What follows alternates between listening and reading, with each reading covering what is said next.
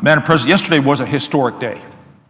Almost 6 years after the Senate Intelligence Committee voted to conduct a study of the CIA's detention and interrogation program, and nearly 2 years after approving the report, the American people will finally know the truth about a very dark chapter in our nation's history. My goal from the start has been twofold. First, I've been committed to correcting the public record on the CIA's multiple misrepresentations to the American people, to other agencies in the executive branch, the White House, and to Congress.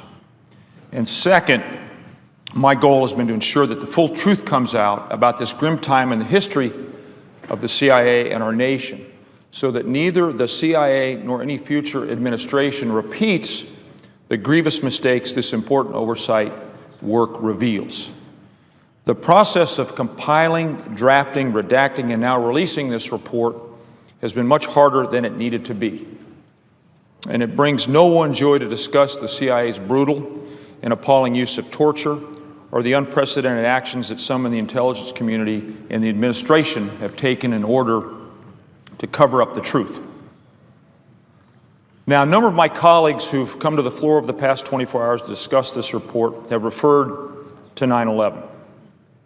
And I too will never forget the fear, the pain, and the anger that we all felt on that day and the days that followed.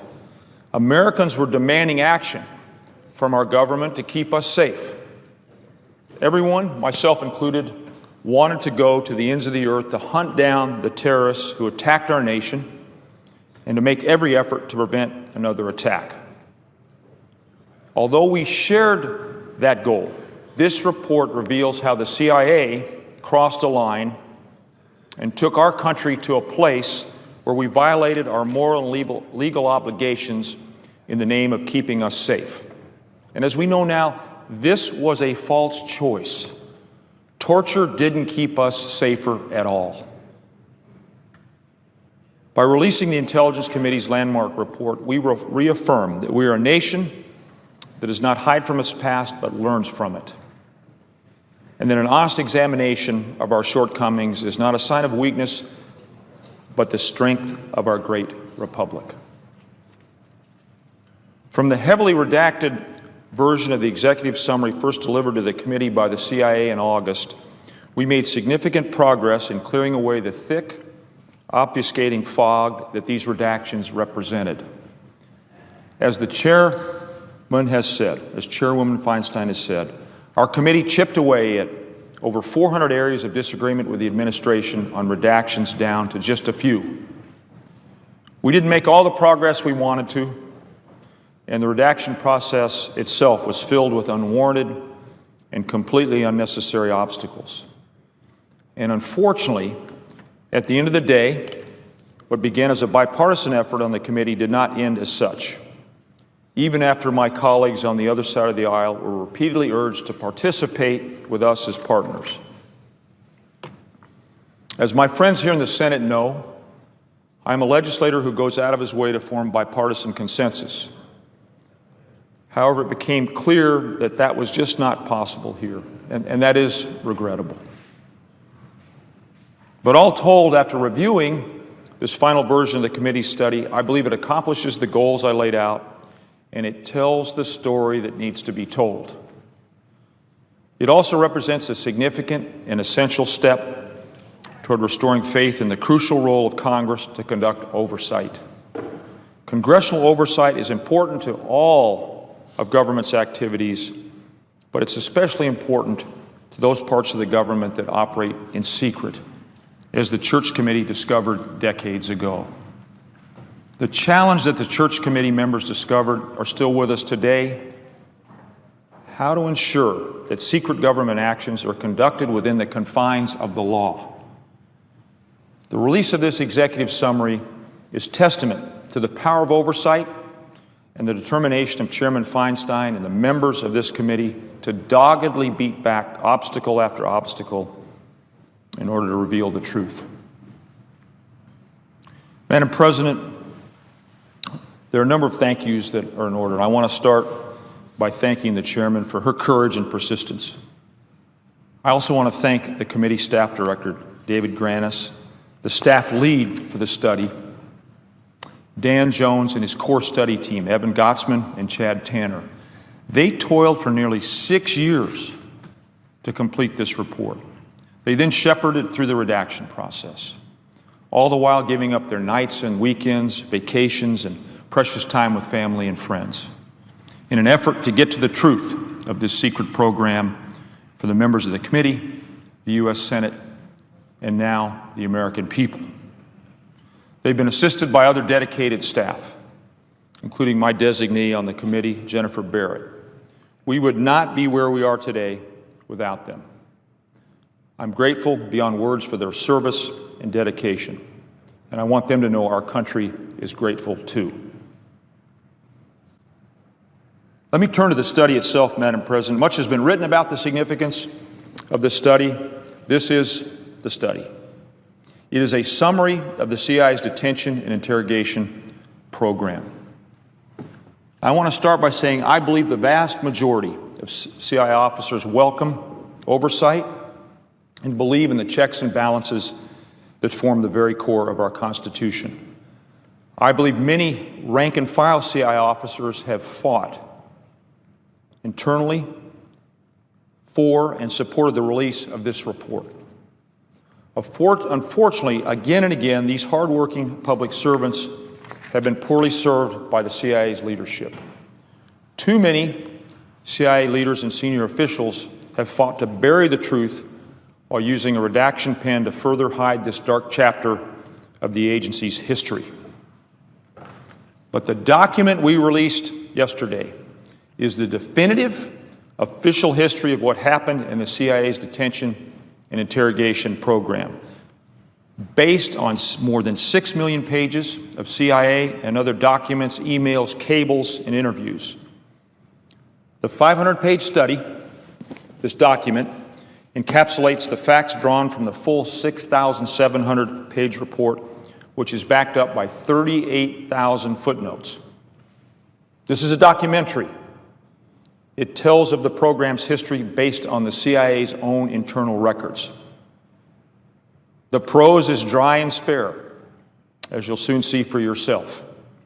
It was put together methodically without exaggeration or embellishment. This study by itself, using the CIA's own words, brings the truth to light, and that's what it was intended to do. The study looked carefully at the CIA's own claims, most notably that the so-called enhanced interrogation techniques used on detainees elicited unique, otherwise unobtainable intelligence that disrupted terrorist plots and saved lives. And it debunks those claims conclusively. The CIA repeatedly claimed that using these enhanced interrogation techniques against detainees was the only way to yield critical information about terrorist plotting. But when asked to describe this critical information in detail which plots were thwarted, the CIA provided exaggerated versions of plots and misattributed information that was obtained from traditional intelligence collection, claiming it came from the use of interrogation techniques that are clearly torture. This study shows that torture was not effective, that it led to fabricated information, and that its use, even in secret, undermined our security and our country more broadly. Our use of torture, and I believe the failure to truly acknowledge it, continues to impair America's moral leadership and influence around the world, creates distrust among our partners, puts Americans abroad in danger, and helps our enemies' recruitment efforts.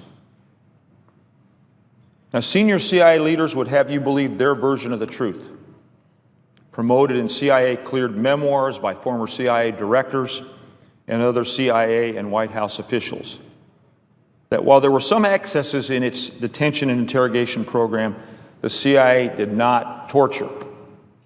Their version would have you believe that the CIA's program was professionally conducted, employing trained interrogators who used so-called enhanced interrogation techniques on only the most hardened and dangerous terrorists.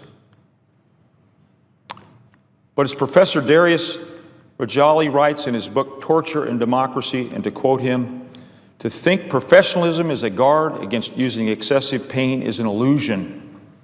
Instead, torture breaks down professionalism," end of quote, and corrupts the organizations that use it.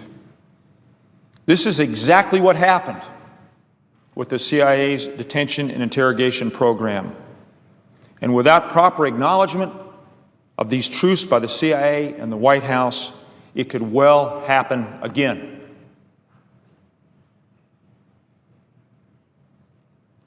In light of the President's early executive order disavowing torture, his own recent acknowledgement that, quote, "we tortured some folks," end quote, and Assistant Secretary of State Malinowski's statements last month to the UN Committee Against Torture that we, quote, "we hope to lead by example," end of quote, in correcting our mistakes, one would think this administration is leading the efforts to right the wrongs of the past and ensure the American people learn the truth about the CIA's torture program. Not so. In fact, it's been nearly a 6-year struggle, in a Democratic administration no less, to get this study out. Why has it been so hard for this document to finally see the light of day? Why have we had to fight tooth and nail every step of the way? The answer is simple. Because the study says things that former and current CIA and other government officials don't want the American public to know. And for a while, I worried that this administration would succeed in keeping this study entirely under wraps. So while the study clearly shows that the CIA's detention and interrogation program itself was deeply flawed, the deeper, more endemic problem lies in a CIA assisted by a White House that continues to try to cover up the truth. It's this deeper problem that illustrates the challenge we face today. Reforming an agency that refuses to even acknowledge what it has done. This is a continuing challenge also that the CIA's oversight committees need to take on in a bipartisan way. Those who criticize the committee study for overly focusing on the past should understand that its findings directly relate to how the CIA operates today.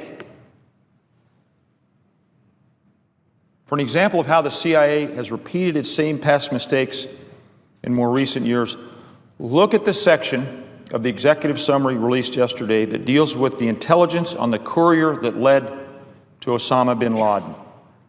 That operation took place under this administration in May 2011. After it was over, the CIA coordinated to provide misinformation to the White House and its oversight committees, suggesting that the CIA torture program was the tip-off information for the courier. That is 100% wrong, and it signifies the agency leader's persistent and entrenched culture of misrepresenting the truth to Congress and the American people.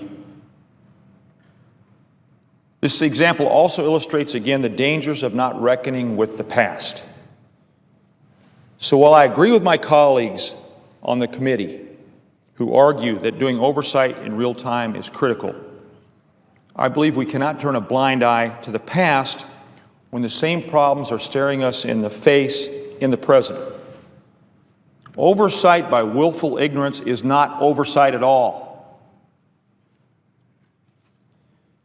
In her landmark floor speech earlier this year, Chairman Feinstein laid out how the CIA has pushed back on our committee's oversight efforts. Thanks to her speech, we know about the history of the CIA's destruction of interrogation videotapes and about what motivated her and her colleagues to begin the broader committee study in 2009. We know about the CIA's insistence on providing documents to the committee in a CIA-leased facility and the millions of dollars the CIA spent on contractors hired to read multiple times each of the 6 million pages of documents produced before providing them to the committee staff. We know about the nearly 1,000 documents that the CIA electronically removed from the committee's dedicated database on 2 occasions in 2010, which the CIA claimed its personnel did at the direction of the White House. And of course, we know about the Panetta Review. I want to turn to the Panetta Review. I provided more information on the events led up to the revelations included in the Panetta Review in a set of additional views that I submitted for the committee's executive summary. But I want to summarize them here.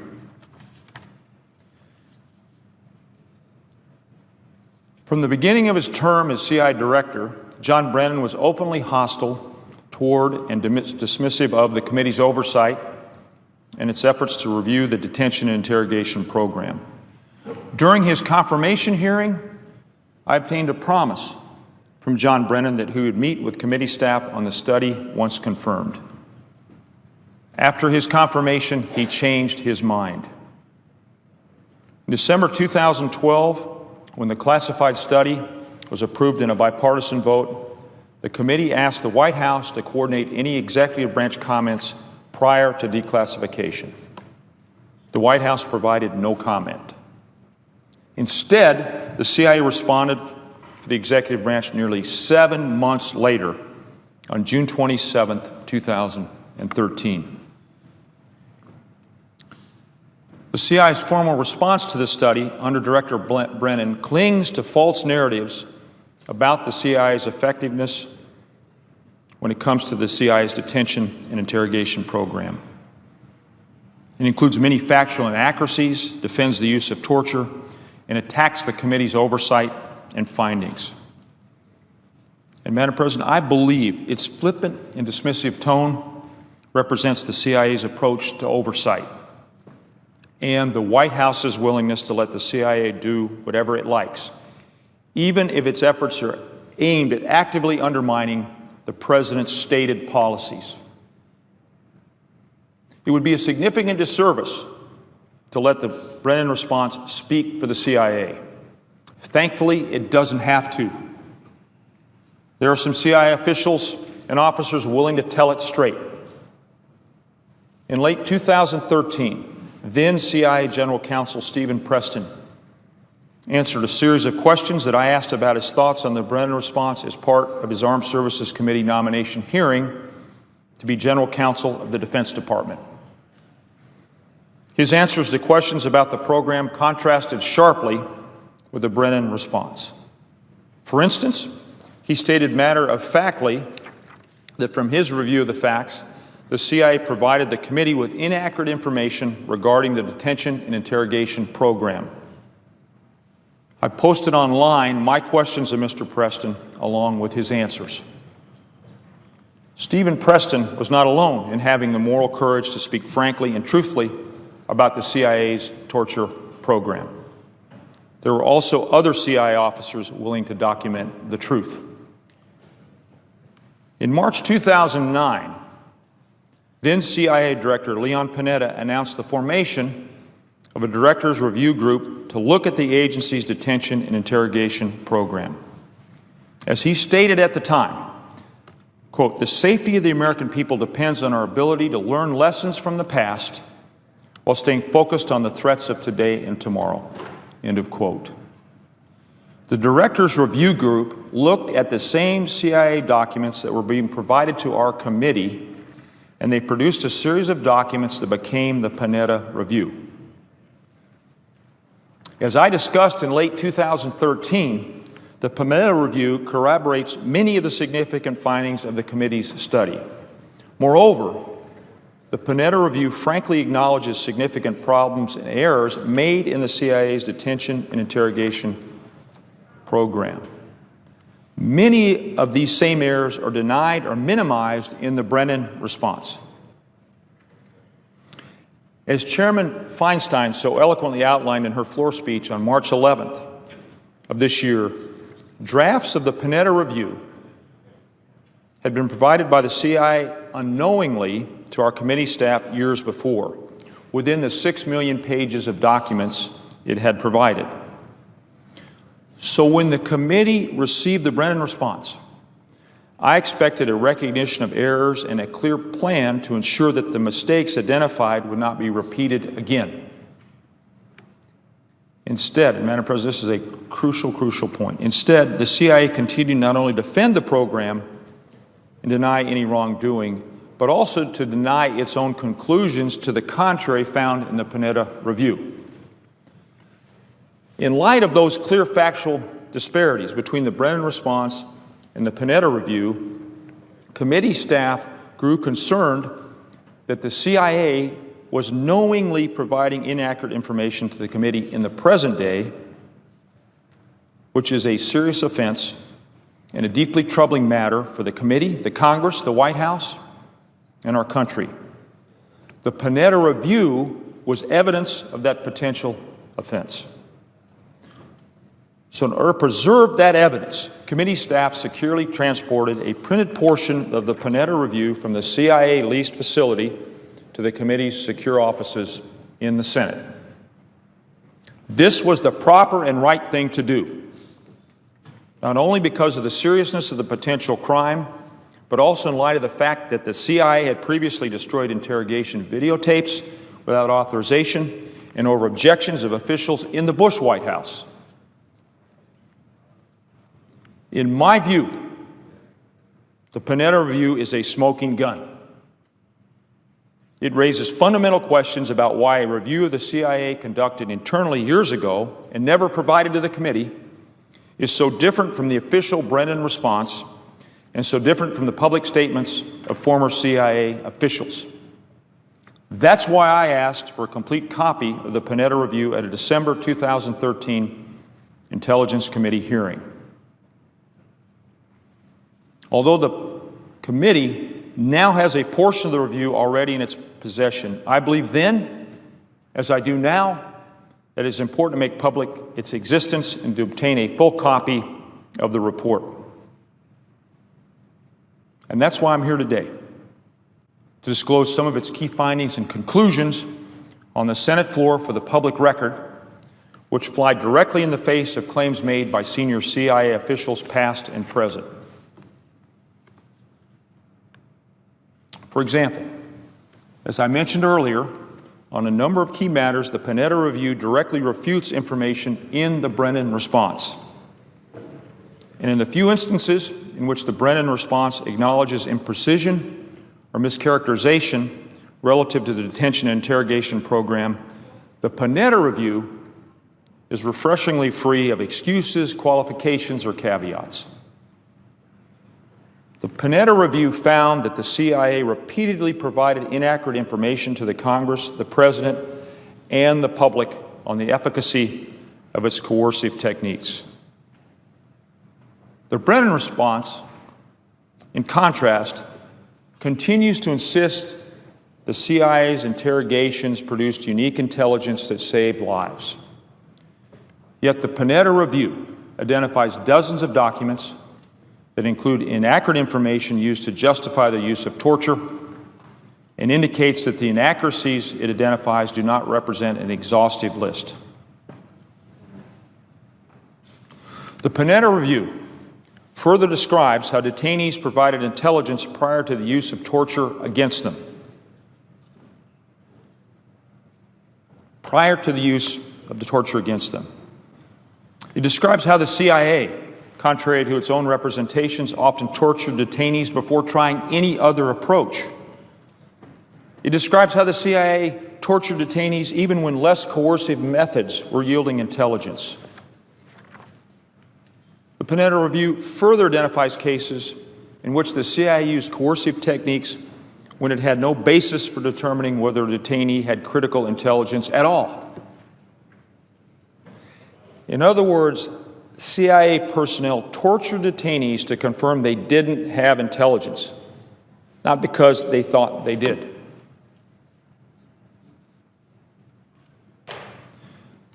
Again, while a small portion of this review is preserved in our committee spaces, I've requested the full document, a request that's been denied by Director Brennan. And I will tell you, the Panetta Review is much more than a summary and incomplete drafts, which is the way Mr. Brennan and former CIA officials have characterized it in order to minimize its significance. I've reviewed this document, and it is significant and relevant as it gets. The refusal to provide the full Panetta review and the refusal to acknowledge facts detailed in both the committee study and the Panetta review lead to one disturbing finding.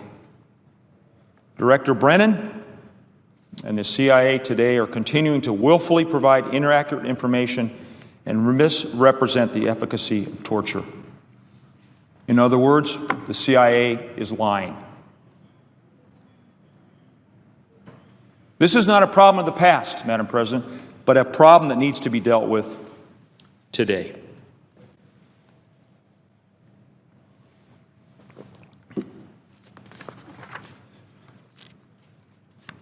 Let me turn to the search of Intelligence Committee's computers. Clearly, the present leadership of the CIA agrees with me that the Panetta review is a smoking gun. That's the only explanation for the CIA's unauthorized search of the committee's dedicated computers in January. The CIA's illegal search was conducted out of concern that the committee staff was provided with the Panetta review, and it demonstrates how far the CIA will go to keep its secrets safe. Instead of just asking the committee if it had access to the Panetta review, the CIA searched without authorization or notification the committee computers that the agency had agreed were off limits. And in so doing, the agency may have violated multiple provisions of the Constitution, as well as federal criminal statutes and Executive Order 12333. More troubling, despite admitting behind closed doors to the committee that the CIA conducted the search, Director Brennan publicly referred to, quote, spurious allegations about CIA actions that are wholly unsupported by the facts. He even said that such allegations of computer hacking were beyond, quote, the scope of reason, end quote. The CIA then made a criminal referral to the Department of Justice against the committee staff who were working on the study. Chairman Feinstein believed these actions were an effort to intimidate the committee staff, the very staff charged with CIA oversight, and I strongly agree with her point of view.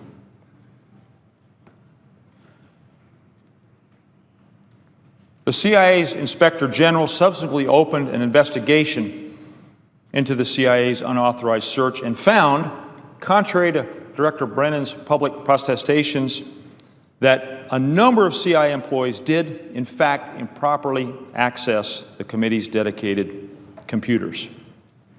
The investigation found no basis for the criminal referral on the committee staff.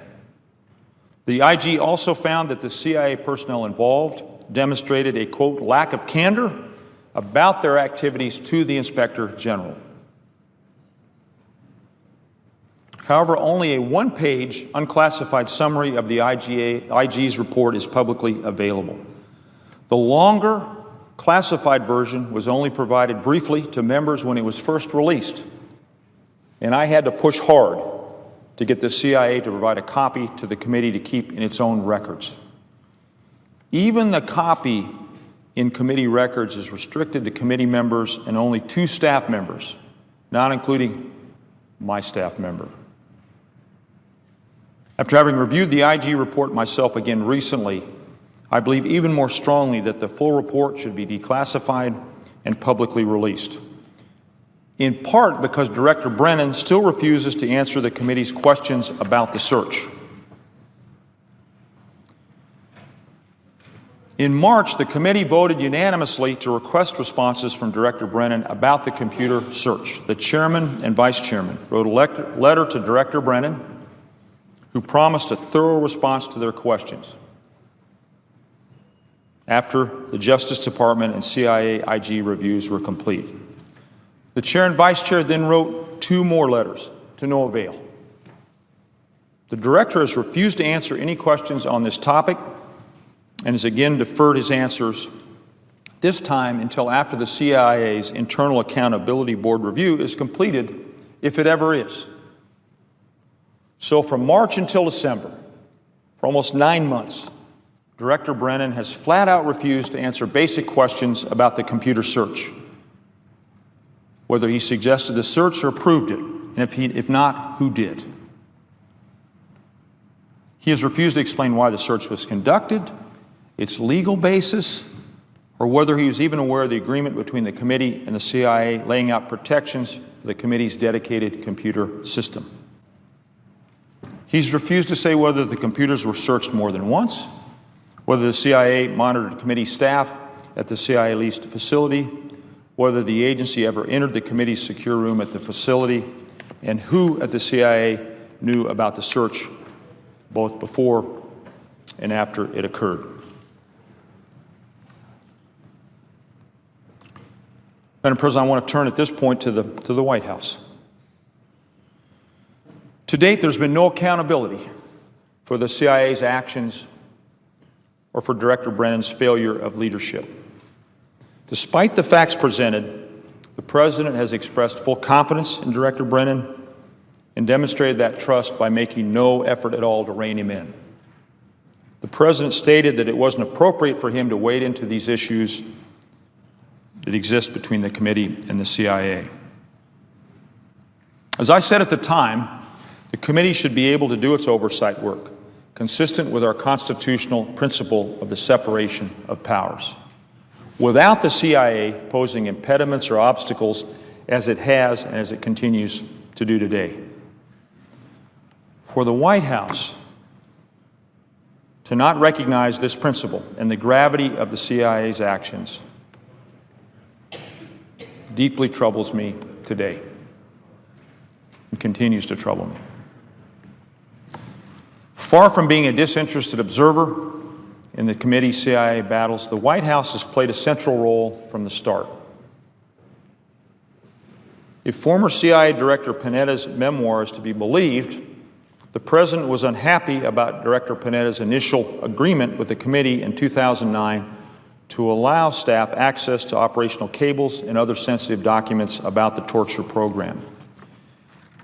And assuming its accuracy, Mr. Panetta's account describes then counterterrorism advisor John Brennan and current Chief of Staff Dennis McDonough, both who have been involved deeply in the study redaction process, as also being unhappy about this expanded oversight. There are more questions that need answers about the role of the White House in the committee's study. For example, there are the 9,400 documents that were withheld from the committee by the White House in the course of the review of the millions of documents, despite the fact that these documents are directly responsive to the committee's document request.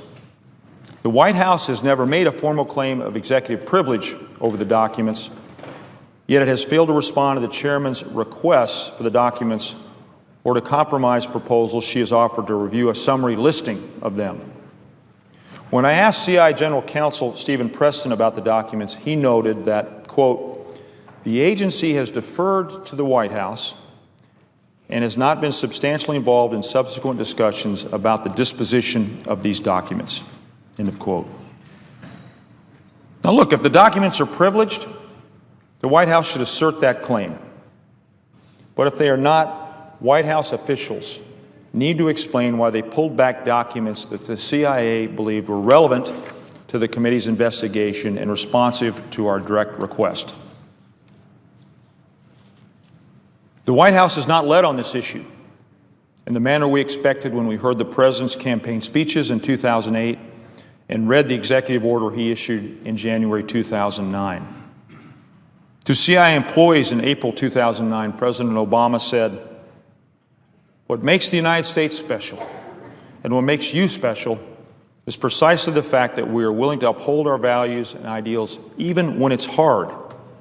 Not just when it's easy, even when we are afraid and under threat. Not just when it's expedient to do so. That's what makes us different. This tough principled talk set an important tone from the beginning of his presidency. However, let's fast forward to this year, after so much has come to light about the CIA's barbaric programs. And President Obama's response was that we crossed the line as a nation and that, quote, hopefully we don't do it again in the future. That's not good enough. We need to be better than that. There can be no cover-up. There can be no excuses. If there's no moral leadership from the White House helping the public understand that the CIA's torture program wasn't necessary and didn't save lives or disrupt terrorist plots, then what's to stop the next White House and CIA director from supporting torture?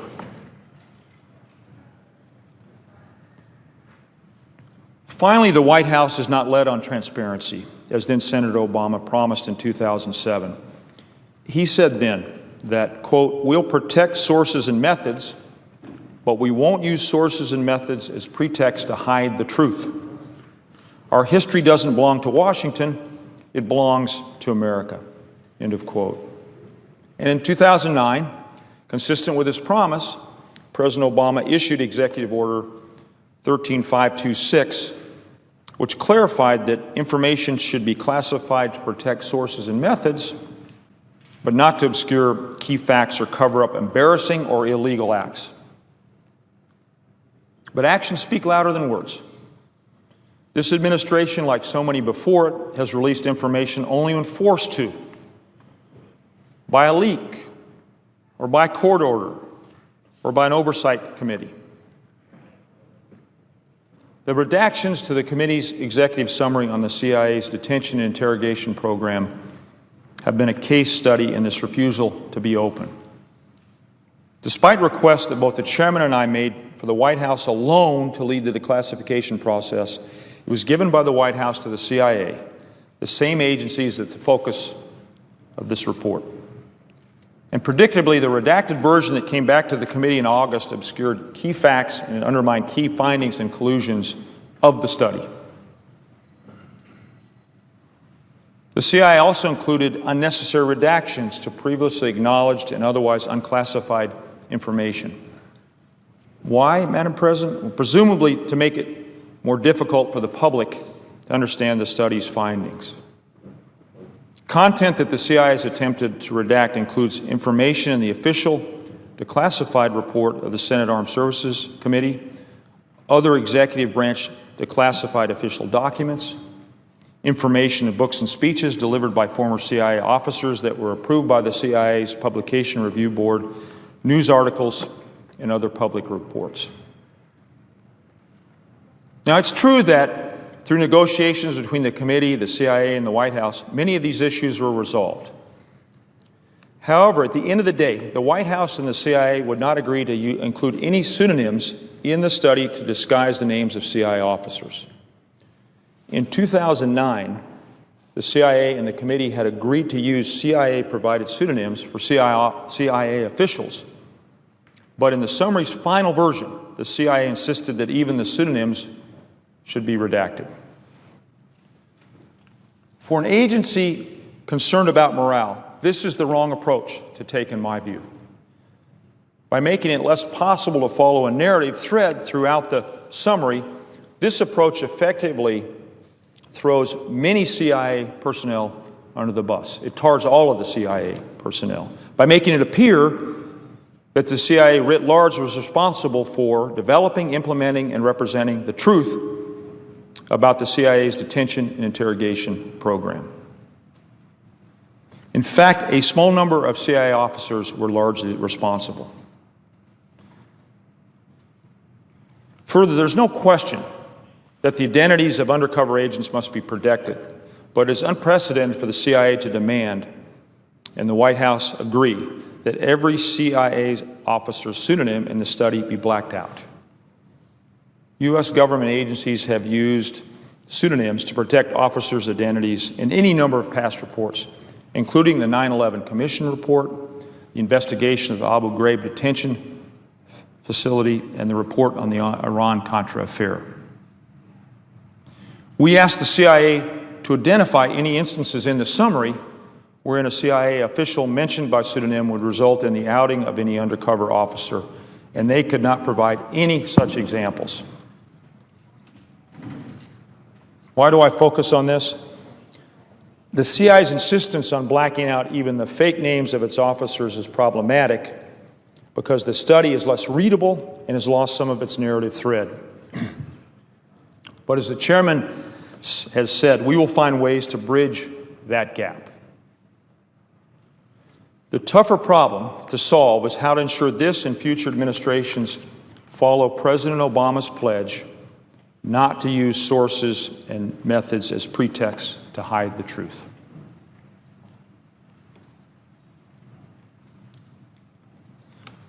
What, Madam President, needs to be done? Chairman Feinstein predicted back in March, at the height of the frenzy over the CIA's spying on committee-dedicated computers, that our oversight role will prevail. And generally speaking, it has. Much of the truth is out, thanks to the chairman's persistence and the dedicated staff involved in this effort. This is indeed a historic event. But there's still no accountability. And despite Director Brennan's pledges to me in January 2013, still no correction of the public record of the inaccurate information the CIA has spread for years and continues to stand behind. The CIA has lied to its overseers and the public, destroyed and tried to hold back evidence, spied on the Senate, made false charges against our staff, and lied about torture and the results of torture. And no one has been held to account. Torture just didn't happen after all. Contrary to the President's recent statement, we didn't torture some folks. Real, actual people engaged in torture. Some of these people are still employed by the CIA and the U.S. government. They are, right now, people serving in high-level positions at the agency who approved, directed, or committed acts related to the CIA's detention and interrogation program. It's bad enough not to prosecute these officials, but to reward or promote them and risk the integrity of the U.S. government to protect them is incomprehensible. The President needs to purge his administration of high-level officials who are instrumental to the development and running of this program. He needs to force a cultural change at the CIA. Presidents also should support legislation limiting interrogation to non-coercive techniques to ensure that his own executive order is codified and to prevent a future administration from developing its own torture program. The President must ensure the Panetta Review is declassified and publicly released. The full 6,800-page study on the CIA's detention and interrogation program should be declassified and released. There also needs to be accountability for the CIA spying on its oversight committee. And the CIA's Inspector General's report needs to be declassified and released to the public. A key lesson I've learned from my experience with the study is the importance of the role of Congress in overseeing the intelligence community. It is always easier to accept what we are told at face value than it is to ask tough questions. If we rely on others to tell us what's behind their own curtain, instead of taking a look for ourselves, we can't know for certain what's there. This isn't at all to say that what the committee found in its study is a culture and behavior we should ascribe to all employees of the CIA or of the intelligence community. The intelligence community is made up of thousands of hardworking, patriotic Americans. These women and men are consummate professionals who risk their lives every day to keep us safe and to provide their best assessments regardless of political or policy considerations. But it's incumbent on government leaders, it's incumbent on us to live up to the dedication of these employees and to make them proud of the institutions they work for. It gives me no pleasure to say this, but as I've said before, for Director Brennan, that means resigning. For the next CIA director, that means immediately correcting the false record and is instituting the necessary reforms to restore the CIA's reputation for integrity and analytical rigor. The CIA cannot be its best until it faces the serious and grievous mistakes of the detention and interrogation program. And for President Obama, that means taking real action to live up to the pledges he made early in his presidency. Serving on the Senate Intelligence Committee for the last 4 years opened my eyes and gave me a much deeper appreciation of the importance of our role in balancing the power in our great government. It also helped me understand that all members of Congress, not just Intelligence Committee members, have an opportunity and an obligation to exercise their oversight powers. Members who do not serve on the Intelligence Committees can ask to read classified documents, call for classified briefings, and submit classified questions. So this is my challenge today to the American people.